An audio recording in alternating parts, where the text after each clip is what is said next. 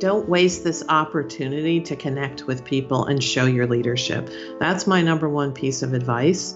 I think being out there, communicating often, really listening to employees. We do a lot of employee listening with pulse surveys and so on, is critically important, because what you do now will be remembered moving forward. And I despair when I see leaders waste the opportunity to connect with employees at very tough times. Even if you have very tough messages that you have to say, be transparent and share those. So that to me is the number one thing. I think practicing empathy is really, really important, and people really remember that and connect to it, and then you'll create loyalty across your organization most effectively. That is Tracy Keogh, Chief Human Resource Officer at HP and co-chair of the World Economic Forum's Global Task Force for the Future of Work. Prior to HP, Tracy was the SVP of HR at Hewitt Associates, where she created an award-winning virtual learning and development network. Tracy has been recognized as a global top 10 breakaway leader in HR. She was inducted into the National Academy of HR, and she was recognized by Human Resources Executive Magazine as HR Executive of the Year in 2015. She was also named one of the 50 most powerful women in technology by the National Diversity Council in 2016. And she is widely credited for building the most diverse board of directors in corporate America. Today we're talking about Tracy's incredible experience as CHRO of a company with over 50,000 employees.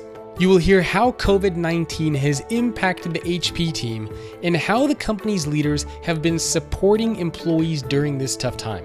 We will also discuss how to maintain a culture in a virtual setting, Tracy's advice for individuals who are worried during this tough time, how to build your personal brand, major trends Tracy is paying attention to, and much more. I don't think I've ever seen our culture more alive or evident than during this pandemic. And so, some of the things I talked about, the global dance party or the HP Summer Scholars Program or the, online development we've been doing, those all really depict our culture. And I do think it has an outsized impact when you're making whatever decisions you make or communication you send. People are very attentive during these times. So I feel like you need to put culture first as you're thinking about any activities or decisions that you're making. Welcome to the Future of Work with Jacob Morgan, where every week I speak with the world's top business leaders, executives, and authors. From leadership to employee experience to the future of work, this is where you will get the insights, the tools, and the inspiration you need to succeed and thrive at work and in life. If you want to future-proof your career and your organization, then this is the show for you. My brand new book, The Future Leader, which is based on interviews with 140 CEOs around the world, explores the top skills and mindsets for future leaders, and it's out now. You can grab a copy at getfutureleaderbook.com. If you want to get in touch with me about sponsoring the show or having me keynote your next event, you can visit thefutureorganization.com or email me directly, jacob@thefutureorganization.com. Lastly, if you get a few seconds, please rate the podcast on Apple Podcasts or whatever your preferred platform is. It really helps spread the word about the show, and I personally appreciate it. Hello everyone, welcome to another episode of The Future of Work. I am your host, Jacob Morgan, and today I am joined by Tracy Keogh. She is the Chief Human Resource Officer at HP and also co-chair of the World Economic Forum's Global Task Force for the Future of Work. Tracy, thank you for joining me. Thank you. It's great to be here. So for the few people out there who are not familiar with HP, can you, I suspect it's not going to be many, but can you give us a little bit of background information about the company, how many employees you guys have and what you guys do? Sure. So we are a PC printer and 3D printing company, and we've been in existence for 80 years as a company, and we have 55,000 employees. We're, I think, about $58 billion in revenue, and I've actually been with a company now for almost 10 years, which has been incredible. The longest I've stayed anywhere, but that's because it's always interesting. And we were part of the Hewlett-Packard company, which split in 2015 into two companies, and HP Inc., where I am now, was one of the spinoffs. And so we've had a great run, and we're pretty much one or two in most of our markets, and really dedicated to innovation. Well, I'm sure you know what the first question is that I'm going to ask you. Obviously, since you're running a team of tens of thousands of people, how has the COVID-19 situation impacted you and your company? And can you share anything about what you are doing internally? Yeah. So, we are truly a global company. So we've been managing the current pandemic since January, when it became clear it was an issue in our offices in China. And then as it's gone around the world, we've been supporting our organization from a people and business perspective. And I think, as most companies have been doing, just pivoting to make sure we're keeping our employees safe while still being able to serve our customers. And so we definitely have used, the guiding post has been making sure that our employees are safe and healthy, and then figuring out what do we need to do to continue to support our partners and our customers. I think it's been a remarkable time in terms of the resiliency of the company, seeing how quickly people can pivot, and being agile as things change. I know in some locations we made a decision to go home, and within a couple of days, people had to figure out how to do their jobs virtually, everything from R&D to closing the books to customer support and more. And we were able to do it very rapidly. I think for me, what I've been focusing on is how do we support our employees in every possible way to help them. It's been the most, I think, connected time. People are fully transparent, as you not only are engaging with employees, but you're in their homes, you're supporting their families. And I think leaders are connecting and being empathetic in a very authentic way during this crisis. And though that's been the positive side of a very challenging situation, and we've seen an increase in employee engagement because of that. Can you share anything about what the process was like to, enable a massive virtual workforce? For example, did you have to invest in new training, new technologies? You said like customer support people are now from home. Like, what was the actual setup and infrastructure like to enable this kind of a virtual So luckily, first of all, we put together a multidisciplinary team that's our business continuity and crisis management team. And so we quickly marshaled those resources, and we're lucky because we have experts on staff. Our environmental health and safety group has epidemiologists. We have a medical director. So, it was very helpful to have those kinds of insights. And you need that multidisciplinary approach, bringing business leaders, HR, communications, environmental health and safety all together to be able to answer all the myriad of questions that come up as you're pivoting the work. And so, we quickly had to figure out who needed to go home where. You have to balance this local global approach because the pandemic looked different around the world, right? A decision made in the U.S. may not make sense for an office in India or China. And so making sure we relied on our local leadership, but we had a global approach in terms of how we looked at things was very important, and making decisions quickly. So moving very, very quickly and raising issues and then capturing those and sharing best practices. I think for us around our employees, one of the things we did very quickly is figure out what issues employees were having. For example, within the first 2 weeks of of having people go home. We did a session on homeschooling. I had 4 teachers.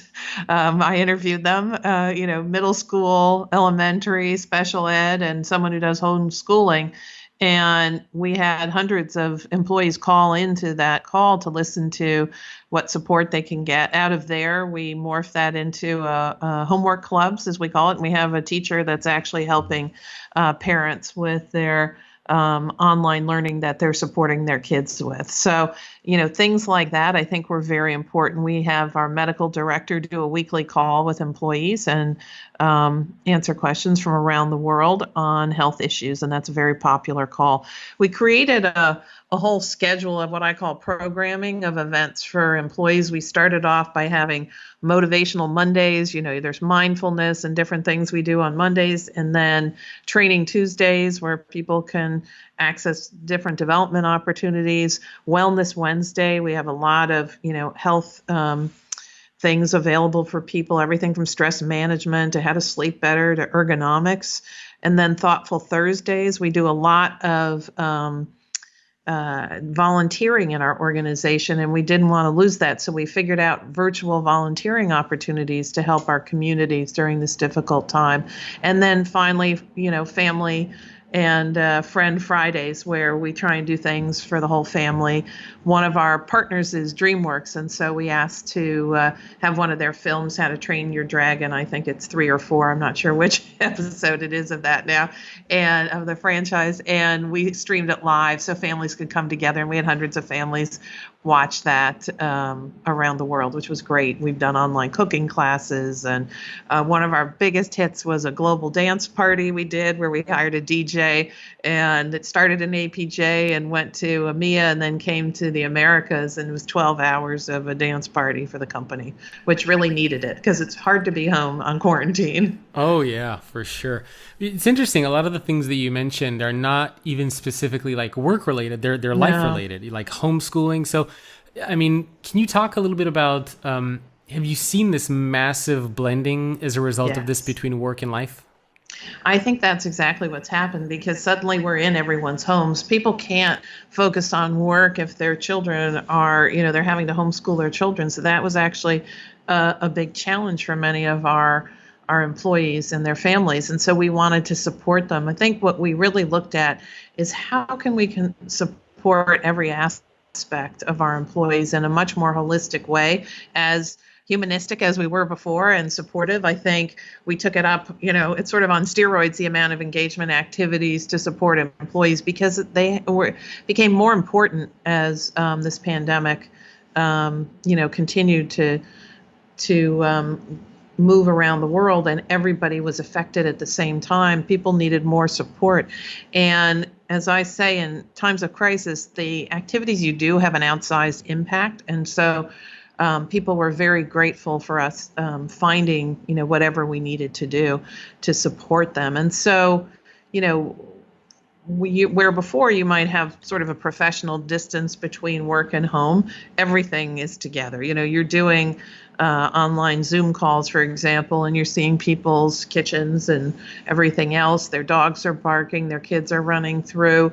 One of our managers did a call where everyone had their children on their laps during the meeting. Those kinds of things are, so personal, and I don't think we'll go back again to a different way of operating, because we all have really, I think, shared something together in a way that binds us in a unique circumstance. What about leadership training? Because I would imagine there's a lot that goes into obviously inspiring and motivating, leading people who you can't physically see. Maybe some leaders were not comfortable with that, and maybe there are some micromanagers at the company. So how did you address the leadership aspect of this, and maybe specifically leaders who were not comfortable with this new world? Well, and not only leaders, but employees. We had employees who are, filing, my manager's insisting that I'm on video on Zoom calls. I don't like that. I'm an introvert. I can't take it anymore, right? So I think, employee relations issues you never had before. So I think, first of all, what we did is, is really supported managers. One of the first sessions we did across the organization, which was a big hit, was with Dr. David Rock and the Neuro Leadership Institute, and just talking about the neuroscience of how you're reacting in this crisis. I say that the company did sort of an organizational sigh of relief, and they exhaled when they heard, oh, that's why I'm feeling this way. And we actually did this session and was global and had thousands of people listen in, but that talked about how do you take care of yourself, how do you take care of your team, and then how do you take care of your customers during this time. And that was extremely helpful to people. And then we realized we wanted to train managers through this process. Even though people are so busy, we actually quickly developed a mobility manager training so that they could understand what is it like to manage in this environment and share best practices. Maybe you have employees with kids who can't be on an early morning call. So how do you have that conversation with your employees so that they feel relieved, they can bring their full selves to work and talk about their constraints and then figure out a way to accommodate them so they can continue to be productive. And so, really encouraging managers. We've trained salespeople how to do virtual sales calls, how to connect with customers in a different way. So all those things, and different managers had different ways of going about it that I think were very effective. One of our leaders of our personal systems group, where we make our PCs, the first week on quarantine, he sent just a simple email, the top 10 things he learned.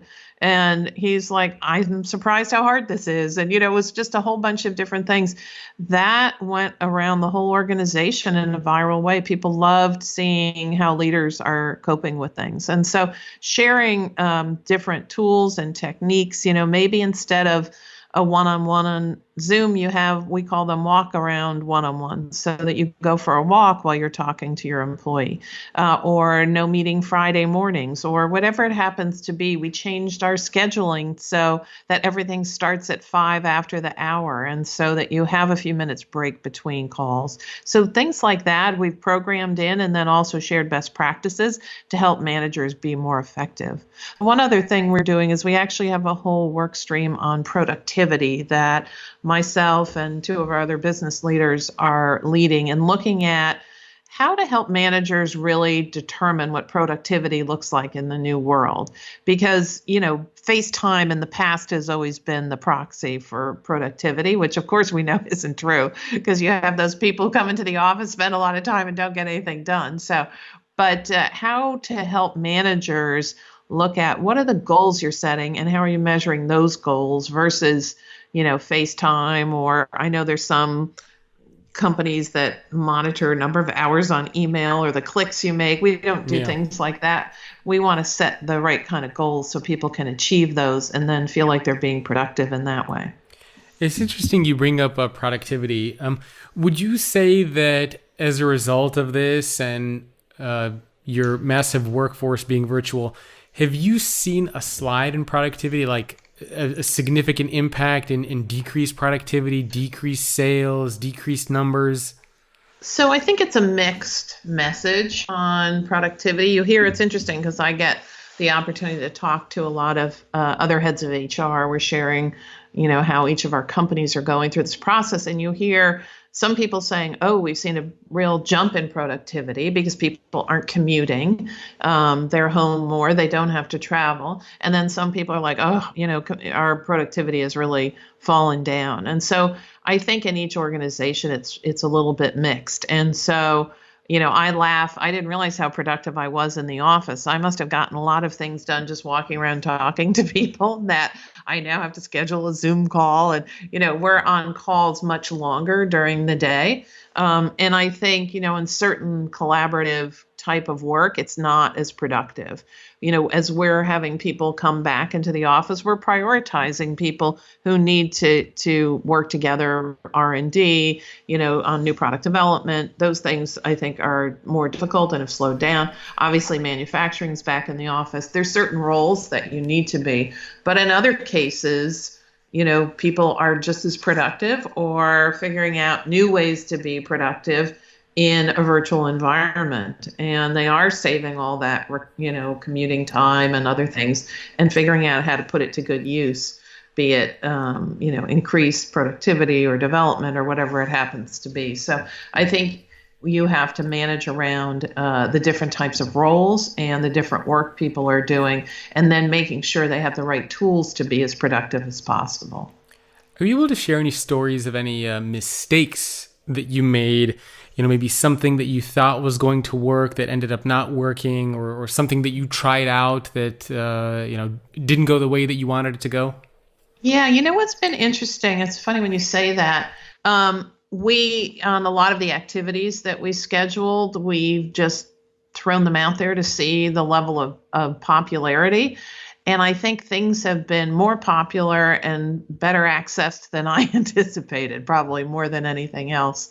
We definitely, the level of uptake on many of the activities I talked about has been very high. Have we had meetings that aren't as productive? I think that is something we're getting more disciplined about within each of our organizations to make sure we're maximizing that. But I have to say, we've done incredible ways of pivoting that I think have been more successful than we thought. One of the things we decided early on, at least for the very short term, we continue to pay and support contractors and hourly workers when they couldn't always work effectively. One of the groups of people we hire are merchandisers who work in retail stores showing HP equipment and helping customers make determinations. Well, obviously, when all the stores closed, there wasn't a need for those people, but we wanted to continue to pay them. So we actually pivoted and had them helping on the phone with our customer support people selling HP products. And that worked out actually well. And so that may be something we do in the future in a different way. So there are things like that where I think we learned lessons that were more positive than we thought. We thought more people in India couldn't work at home and they'd have to come in to access certain, things to close the books, for example, but we were able to do it remotely. So I think we're learning more of those lessons than things are necessarily failing. I love those stories. And I'm also really curious. There have been very mixed stories of some organizations who are doing a good job of putting people first, helping employees pivot, kind of like what you said with your merchandisers. And then there have been other stories of organizations who are just like, we're going through massive layoffs, Yes. We can't keep anybody on. Can you give people a sense of like how, and I mean, I'm particularly curious as well. Can a lot of these organizations, if they really wanted to keep their people there, would they be able to, or is this just a matter of putting profits ahead of people? Like the Uber story comes to mind, for example. Yeah, I think it's very hard to ever say that. I'm incredibly sympathetic to companies when you have to do layoffs. I've had to do that and furloughs and everything else. There are expectations externally that from shareholders that you don't have the freedom just to make the determination you're going to spend money on things that, would incur a giant loss for the company. So I give companies the benefit of the doubt in terms of those decisions are always very hard to make. I don't know if you saw Arnie Sorensen's video. I did, yeah. I thought that was beautifully done. I know it's heartbreaking. I've talked to heads of HR. There are people who've worked for years in organizations that there's no way they can pay because there's just, commerce went to zero in some cases. People are not traveling. They're not staying in hotels. They're not flying on planes. They're not going on cruise ships anymore. So those are very difficult decisions. So I don't think anybody lightly said, oh, great, we'll just lay everybody off. That being said, there's one thing, and I'm quite proud of how we've pivoted on a particular area. So one of the things we saw this year is many companies canceled internships on students at the last minute. And I understand sometimes they paid them if they could, other times they didn't. But obviously, many companies didn't feel like they could create a quality internship. Now, we pivoted quickly and worked with our managers to create a virtual internship program for our employees. And so in the United States, we have about 200, interns, which isn't that many this year, but each of them will be paid interns and having a virtual experience. And I know they're quite thankful for that because many of their friends were out of work. But, we were getting pinged by the schools, by students. Do you have any more internships? So my team and with our leaders, was one of our leaders' idea, we quickly came together and figured out, is there something we can do to support people who are no longer having that kind of experience? And so we created a program that we call HP Summer Scholars that will be a 6-week program that is unpaid. It's a virtual internship, and we will we're looking at about a couple thousand students who can participate in the 6-week program. There'll be deep dives on our gaming business, our print business, 3D, go-to-market, data analytics and software. And so each week will be a different topic. They'll get an immersion in that topic. And then we'll also do professional skills development, like writing resumes and building your own brand and so on. And they'll be able to work on projects virtually, and they'll get to see different leaders come in and speak, and careers that you can have in those different areas. And at the end of the 6 weeks, if they go through the whole program, we'll certify them as an HP Summer Scholar. And so, as you can imagine, there's been a huge amount of interest in that. And we're getting, we started with our own employees, and now we're opening it up to the schools where we recruit and then externally. And, doing something like that, I think, helps out the community. It helps all these students out who otherwise wouldn't have a summer experience, and really will help with their development. And also, we get the great opportunity to spend time with them, and they get exposed to our leadership team teaching, key skills during the summer. So those are the kinds of things I think, when you see companies be creative about serving a need, that are exciting. I love it. I mean, it's very inspiring to hear that you guys are doing so much to help, which, I think more organizations out there can do things like this too. I'm also really curious to get your take just on the general longer term implications of COVID-19. So, I mean, let's say we were to look out a year or even 2 years from now. Do you think that things will ever, quote unquote, go back to normal, or are there going to be some serious long-term changes as a result of this? I think whenever there's, a recession or, something like this, which is unique, a pandemic, there are structural changes. You don't go back to the way things were before. You learn new things and you incorporate them. And I always say there are structural changes. So one of the things about this pandemic is we've learned in a matter of weeks things that would have taken years to learn, say around mobility or collaboration or communicating with your people. And so we'll take those lessons into the future. At HP, we were looking at how do we create a more mobile, flexible workforce. And okay, we figured out how to do it. And we've done it now. So we will probably have a much higher degree of mobility in terms of our people moving forward. And that opens up thinking about all our people strategies. So maybe, from a hiring perspective, we won't be constrained geographically. We'll hire talent anywhere in the world and they can work mobily, right? And so from a career development standpoint, how do you develop people when they aren't necessarily in the office, or rotate them around when they're mobile? So we are reworking all of our people strategies with this in mind. And so, one of the things that I think has been very interesting around communication, whereas, everybody doesn't want to be on Zoom calls all day. I'll tell you, when we used to have a meeting, you'd have some people in a room and then you'd have some people on Zoom. That ended up being a conversation of people in the room that a bunch of people watched from Zoom. And so that was not a satisfying experience. When the whole team is on the call, it's a much better experience. The level of engagement is very high. And I think, just the work you do is different. So I think we will think about those kind of collaborative meetings in a different way. We used to do what I would call a barnstorming tour with our CEO, where we'd go from office to office. We'd fly into an office for a day, say in India. We'd have a meeting for, an all-employee meeting for an hour and a half. Maybe 20% of the office could fit in the auditorium. And then, we'd move on and go on to the next site, and we'd feel like, oh, we got to go to India and China and this one and that one. Now we've done that in a very different way. We have a series of calls. Our CEO is named Enrique. It's called Connect with Enrique. The whole leadership gets to attend. We do it on a Zoom call. The whole office calls in, and everyone gets to ask questions.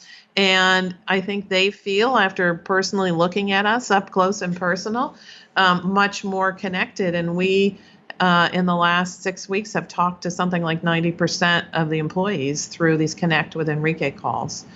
While we'll visit different offices again in the future, I can't imagine we'll go back to having the calls in the same way as we did before, when only a portion of the office got to participate. So things like that will change how we communicate, how we collaborate, and how we operate in general around the world. I'm also really curious about the culture aspect. This is something that I get asked quite a bit. I'm sure you probably do as well.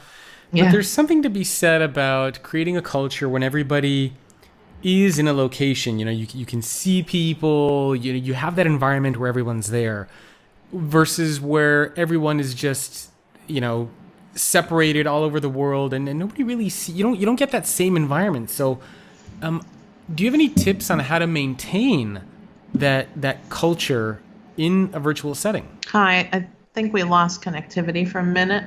Oh, can you hear me now? Yes, I can. Sorry about that. Can you hear no me? worries. So my question was around, how do you maintain a culture in a virtual or a digital world? Yeah, so I actually think you can maintain your culture. It's with every action and every program that you do, even if you're not in the same office.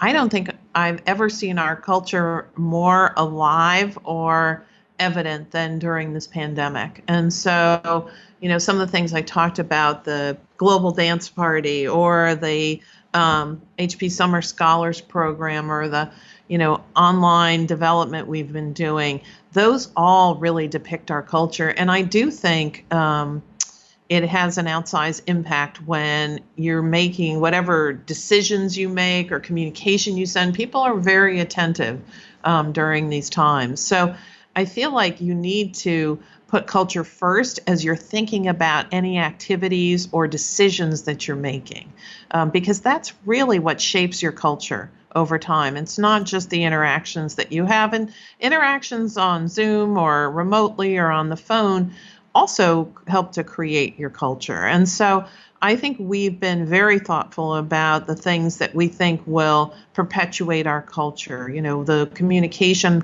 My CEO and I sort of vary communication every week. Usually there's a message from him one week, and then I do the message the next week. So business and people are always sort of intertwined. And so all the decisions we make transmit our culture and how we're continuing to support our people. So I feel like if you are very sensitive and cognizant of your culture, you can continue to perpetuate it in the right way, even in a remote and virtual environment.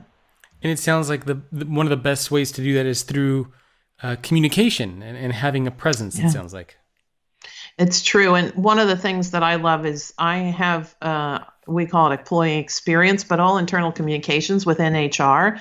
I actually think it's the most important lever in HR because it does really transmit your culture.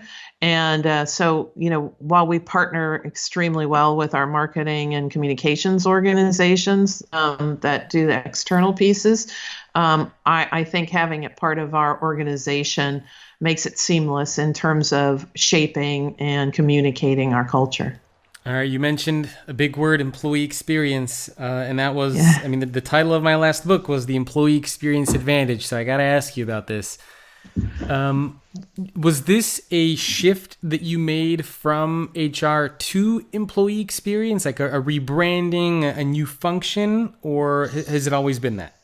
So it's what we've always put the employee at the center of everything we do. But while, our whole organization is called Human Resources still, the employee experience group focuses on culture, on internal communications, on our foundation activities. So, really working across my organization to make sure we're looking at how everything we do touches the employee and creates the kind of experience that we want. My leader, Luciana Duarte, is wonderful at doing that. And so she works with our hiring team, our development team, you name every part of HR. So we're always taking into account what the experience for the employee is. And our HR strategy starts with the employee at the center of everything we do. I love it. If we were to take just kind of a step back and look at general trends in the world of work that you're paying attention to, obviously what's happening with COVID is a big one, but what are some of the other major trends in the world of work that you are looking at? Well, I think one of the biggest is, all the digitization and reskilling. And so we've been focusing on what does that mean for people and how we're continuing to evolve the knowledge base of our own employees and evolve our organization. So I think that is something that most heads of HRs are focused on right now. I think, just talent development in general looks different than it has in the past. I think we're moving more towards a skills focus versus a role focus for people because people move in and out of different roles, but it's those skills that we need moving forward so that we really want, athletes who can apply their different skills to solve problems in different ways, depending on the environment and the business challenge. And then I think from a development standpoint, I think that you're seeing that experiences and projects become one of the most important ways to learn. While training is important, it looks different than in the past. And so we're very thoughtful about laying out the career maps for our people and what experiences we want them to have to get them to the point where they want to be from a career standpoint. And so we really think those are critical skills. And then I think you're seeing from a leader perspective, key elements like you really want to make sure that you have leaders that are empathetic, that are resilient. Agility is becoming really important. We saw it during this current pandemic. Leaders who could pivot, who could move quickly to make decisions, they're the ones that are winning in the market versus people are overwhelmed with the change and uncertainty. And so, those are very important skill sets. And so we want to make sure we're helping our leaders really be authentic and empathetic and able to move quickly in terms of the current level of uncertainty, because that is the thing that will continue out of this, be it climate change, be it the pandemic, be it, market changes. The one thing we've seen, I think, an increase in the last few years is that level of uncertainty, and how do you navigate the future with not having all the information you need to understand what's going to happen in the future. What advice do you have for people who are listening to this who, perhaps they're not leaders responsible for others, they are individual contributors, and they're a little freaked out? So what advice do you have? I mean, should we be focusing on learning stuff? I mean, how do we deal with this scary time that so many of us are faced with? Well, first of all, deep breath. This is not an easy time for anybody. You've seen that, across every sort of communication from, Hollywood movie stars to business executives. I think this is a challenging time, and to acknowledge that is important. And then I think one of the pieces of advice we've seen a lot, and I think this is true, is, structure, creating a structure that works for you, because in the middle of uncertainty and chaos, it's good to have a structure. Be that, I know some leaders that go for a walk every day, or, they make sure they, eat a certain food at a certain time, whatever it is that makes you feel organized and de-stressed. I think those are important things to do. And then I think try to look at the positive of the situation. This is an incredible learning opportunity. This is unprecedented in the world's history, that the whole world has had this kind of issue happen at the same time. And so taking some time and stepping back and thinking about what you've learned, how you've grown, what you've done well, what you wish you were better equipped to do, and then figuring out, okay, well, this is what I've learned about myself during this time. Then how do I look moving forward to make myself smarter, stronger, more resilient, better? And what can I do in the future? I think it's an amazing learning time.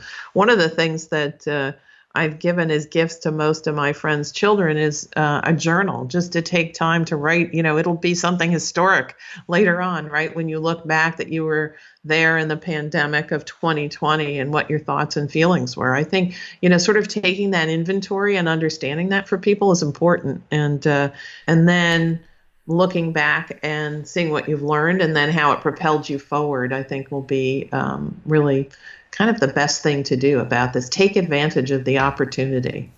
And some people out there might even be going through a process of reinvention as far as their careers, their roles, their jobs. I know that a lot of people can maybe get freaked out, but I like the advice that you gave. Use this as an opportunity to kind of reflect, plan, learn. You take a step back and really start to think a little bit about where you want things to go. Well, I think all of us are really looking at it as a reinvention, right? Because the things that we took for granted are no longer taken for granted. And so those of us who travel all the time or, work in a particular way, will work differently moving forward. I think you also prioritize, right? I mean, many people have spent more time with their families than they have in years, right? That can be a good thing or a bad thing. You learned about that, right, during it. And so going back, I was watching, a couple of people on TV. They were actually home when their child took their first step. It was amazing that would ever happen. In their previous lives, it never would. So there are positive things that come out of it, and then figure out, what does that mean for you of how you want to live your life moving forward? What do you want to keep learning? How are you going to continue to reinvent yourself? Because I think what is clear is this level of change will continue on moving forward. And I think people who will thrive in that environment are ones who are going to be continuously learning. We call it at HP a growth mindset, but really having a growth mindset about how are you getting better and continuously learning. You're not good at something yet, but you will be into the future. And so, having that deep curiosity, I think, is going to be a key to success, because we don't even know the jobs and the work that's going to happen in 5 years or 10 years. And so really being able to understand and learn that's going to be very important. Can you share a little bit about the leadership training at HP? I'm always fascinated with this. I guess in a couple of parts. A, what does the training actually look like? Is it a completely virtual-based environment? Well, now I'm assuming it is, but usually. And what are the specific skills or mindsets or attributes that you look for in leaders at HP? So I talked a little bit, and we have lots of different programs at HP at this point, but I talked a little bit about growth mindset. That's a real core to us. And at different parts of the organization, what I love about HP is, because we've been around so long, I think I've read sort of history on it. We probably were the ones who did first line manager training first. And, a zillion years ago when they were first starting out, our leaders developed that. And so, we have trainings that start at, manager level. Obviously, there are individual trainings before that, but then there's sort of mid-career trainings. And then we have a special program called Building Innovative Leaders. That is an incredible experience where people globally come together. And then we have, and it's one of my favorite programs, we call it, it's called ELX, which is the most senior. We pick about 12 people very senior in the organization. That's the CEO's program. And it's a 1.5-year program. It's a series of master classes around C-suite skills that people need to learn. And that's a very popular program. And, we train all the things that we've been talking about, right? Agility, design thinking, curiosity, how to look at communication, storytelling, personal brand. So a lot of different elements that we think are critical to the success of our people at different levels. And, I think what we like to do is create unique programs you can't get anywhere else. And I think our people really appreciate those. You mentioned personal brand, which I find very, very interesting because most people associate a personal brand with like an entrepreneur, somebody who works for themselves. They're building their own personal brand as a way to, like in my case, get speaking gigs or write books. Right. But a personal brand, it sounds like, is also relevant if you are an employee at a company. Yes. And what is that personal brand and why is that so crucial? Well, I think it's important because as you're navigating through an organization, people will get a sense of who you are. And it's just important for you to shape that versus someone else shaping that.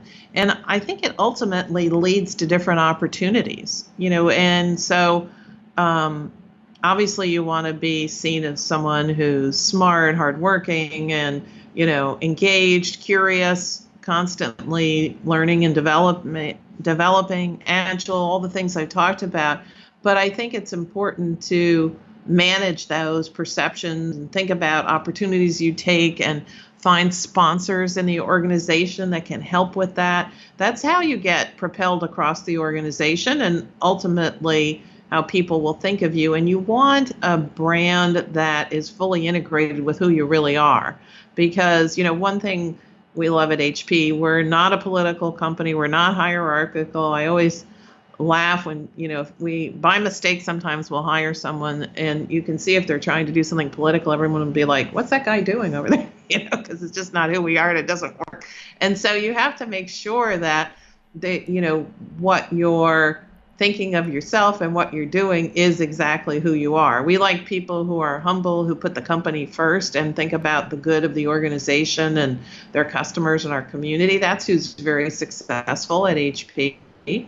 And we find our people come and stay here because they love the organization. We have very low turnover and very loyal employees because it is a unique environment. And people really do live our values. We call it the HP way. And we think it really propels the company to success.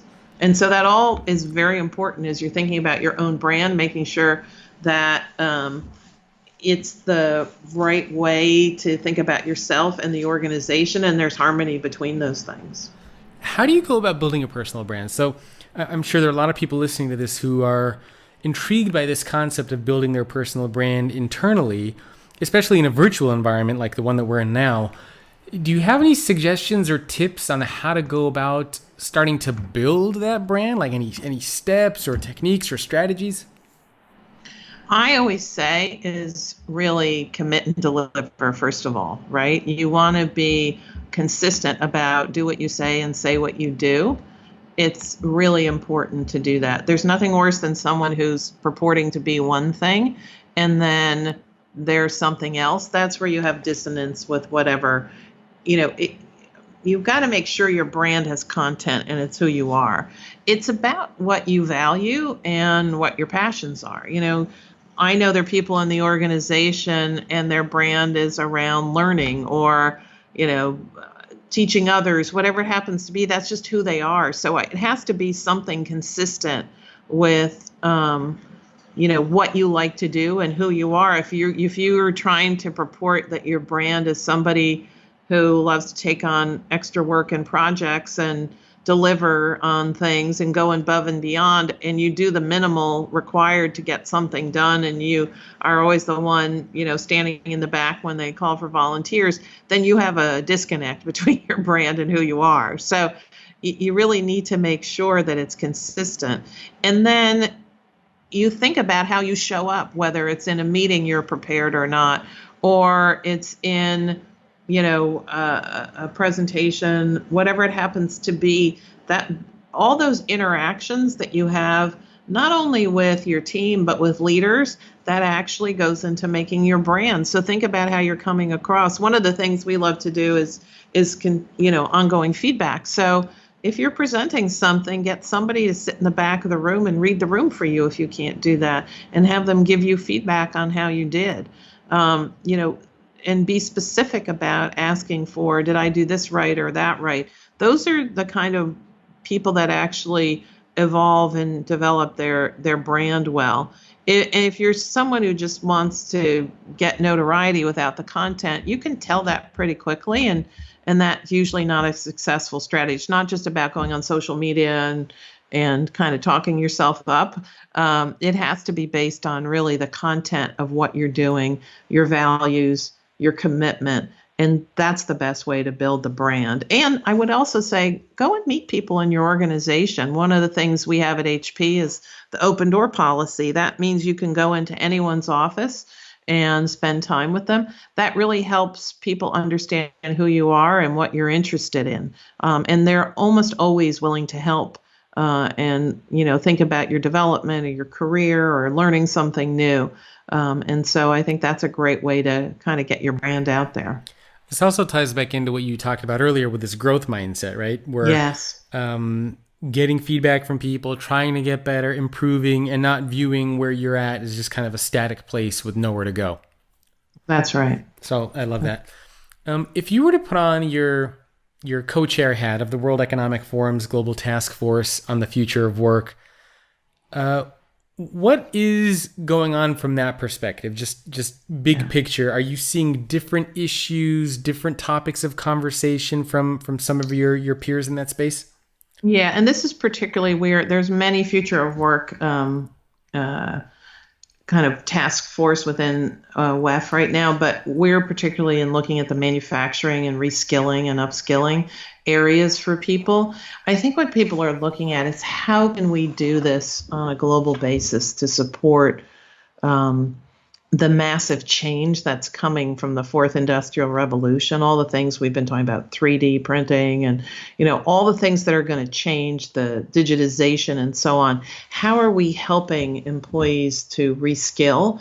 I think many of us are doing that in our own individual worlds, in our own individual companies. How can we bring the force of that together and look at it more broadly, maybe building a platform for people to access where we bring all their little resources together and make a much larger impact with a broad sharing of resources, and then giving access to employees around the world and people around the world so that they can continue to develop their skills and contribute in a way that will move us economically forward more broadly. So that's really what we're looking at, and how do we do that effectively? Speaking of the Fourth Industrial Revolution, I realize we didn't touch on this, but what are your thoughts just in general on technology and AI and the impact that it's going to have? Are you on the more optimist side, or are you more on the kind of negative doom and gloom side? Well, I have to be an optimist. I like to live in a positive world.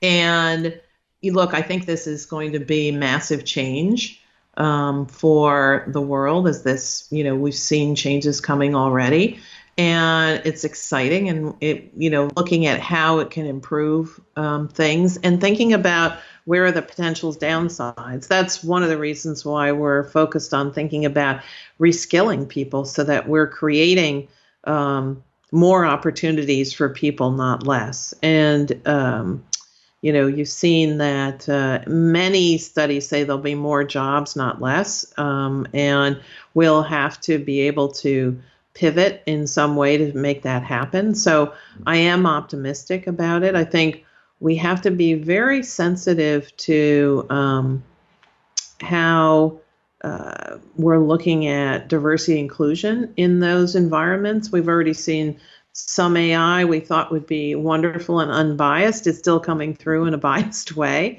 And so being very thoughtful about really being inclusive in a way that it impacts everybody or the most possible people in a positive way. But pretending it's not coming or ignoring it or trying to hang on to how things were done in the past is not going to be a successful strategy.